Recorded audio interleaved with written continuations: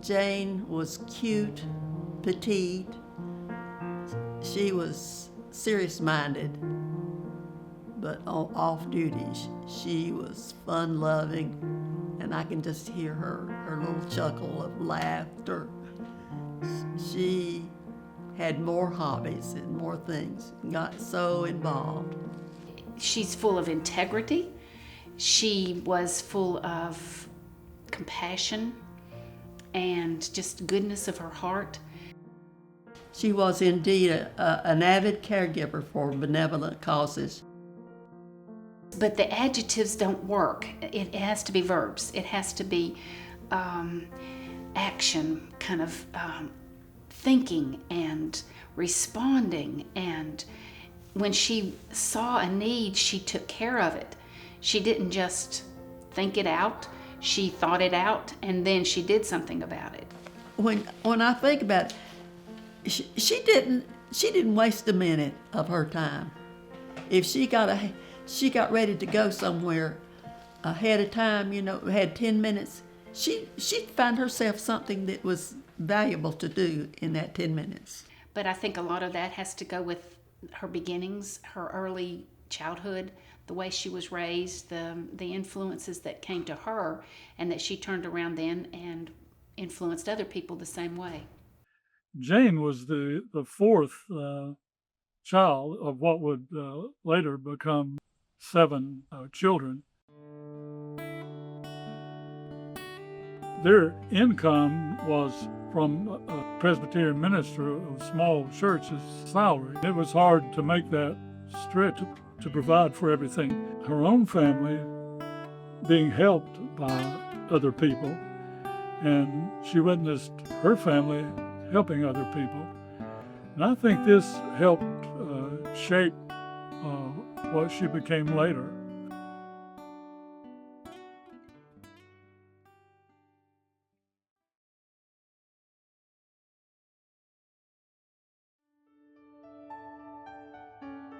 One thing that Jane's mother did was on each child's birthday, she would bake a birthday cake with candles and all of that. She would dress that child up in the best clothes and take a picture of him. And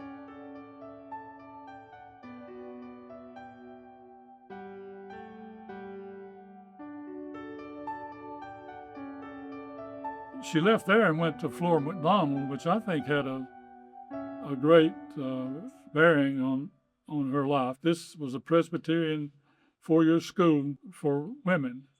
And those women were probably looked after better there than most of them were at home.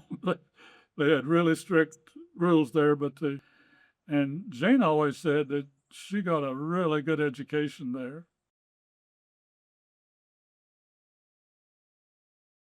She couldn't have gone to Carolina as a freshman and sophomore anyway. They didn't allow women the first 2 years at that time.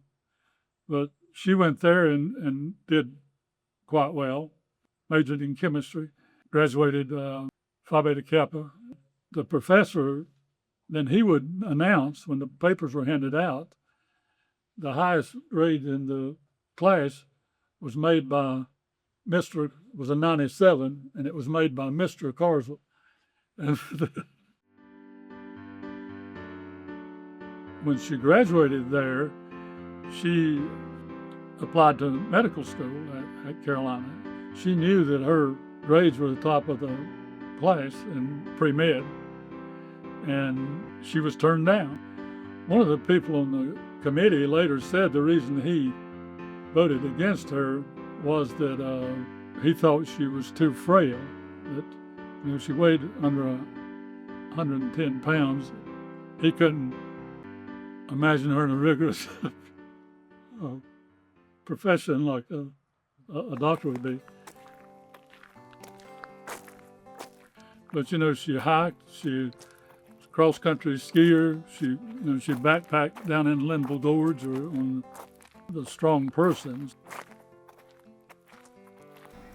She spent a lot of time in the mountains hiking. I loved hiking with her because she knew all the trails. Canoeing, and she joined the bowling league. She won a mixed doubles tennis championship.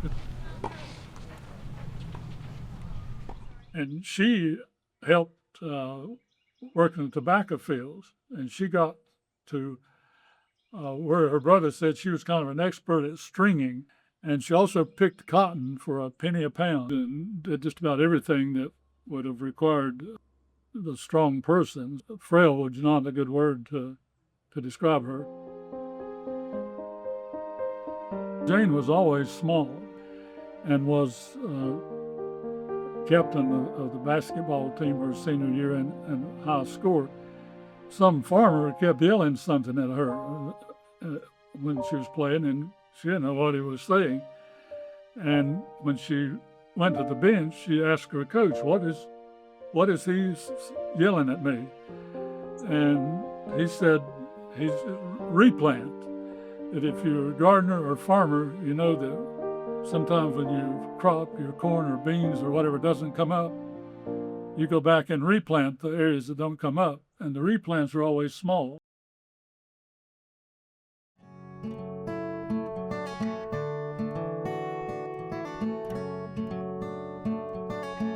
They honored the top 10 students in the class and took them to out to a special country club. And when they got there, this country club was so exclusive they didn't allow women. She had to go in the side door. They would not allow her to go in the front door to be honored as one of the top 10 students in the medical school. Those things irked her, and it really irked her that she wasn't accepted at Carolina at first. But I mean, she didn't hold a grudge, but she was irked by that.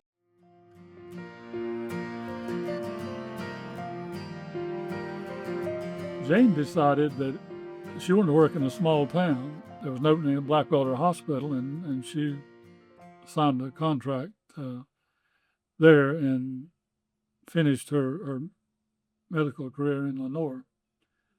But she came here at 29 years old, single, weighed less than 110 pounds, and no friends or family anywhere close by. And she had to make a way for herself, and she did that.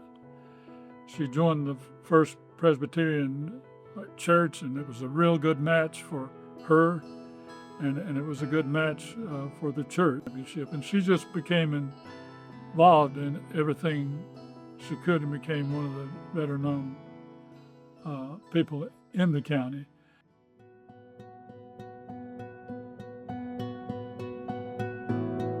She was just the most kind, non-judgmental, generous person. And I remember her telling me, that she just used a sliding scale, that people who couldn't afford anything, she didn't charge them anything.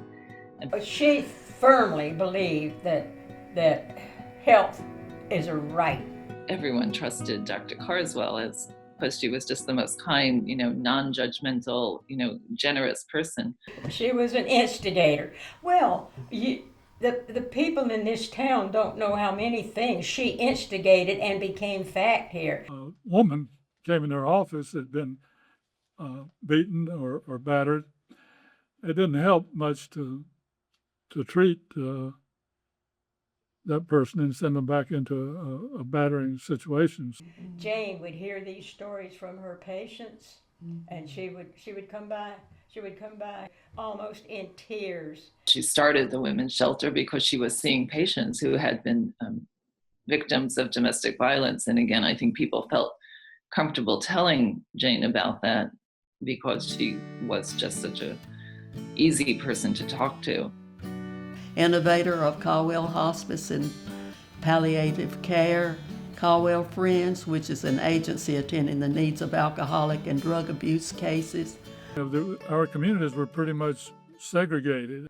The black people in her office didn't have access to good housing. She helped to get them out into better homes. The next thing was the birthing center. She worked very hard on having a birthing center rather than just a delivery room where women went before. And She also was concerned that a lot of the people that were retiring didn't have a place to live. Widows or widowed at that point, I needed a retirement place to go to. And of course, that was the beginning of Koinonia. She was on the first board.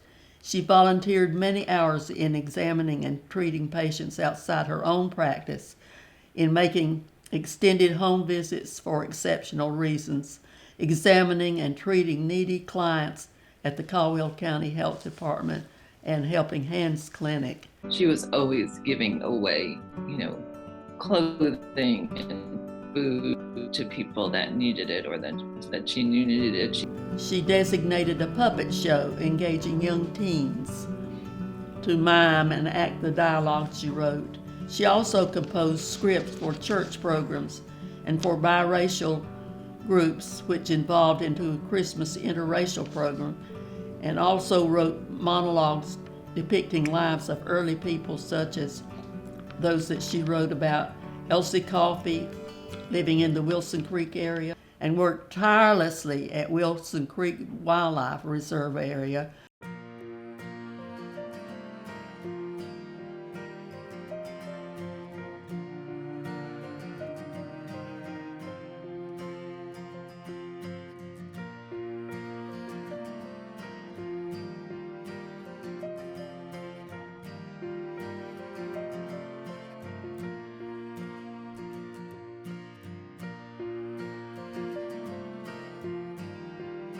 But my first impression of her was just someone very dedicated, very giving, and very smart.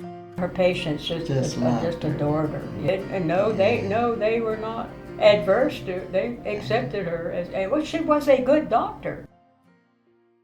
And of course, her house was just filled with all these hand knitted and hand crocheted quilts and all kinds of things that her patients had made for her. The roses she grew and cared for flourished without any blemishes and were breathtakingly lovely. They were shared for large church floral arrangements and for friends. I mean, she knew every flower, every fern that we passed. And she was a family practice doctor that I don't think we really see anymore. And not just the kind of Marcus Welby, but she went from delivery all the way into old age. And it wasn't, so she was taking care of patients who were adults now that she had delivered them when they were a baby. And she said often you could diagnose without going through the expensive tests if you know something about if a person, but she wanted to know about family, what the family situation was and everything. And I think if you'd looked at her situation when she came here, you would never have thought that she could accomplish the things that she did. And I think that had a lot to do with who she was and who the people at First Presbyterian were and who the people in Caldwell County were. I think she is the best doctor I have ever met. And, I've been in practice over 35 years and I've met a lot of excellent doctors, but she was just amazing.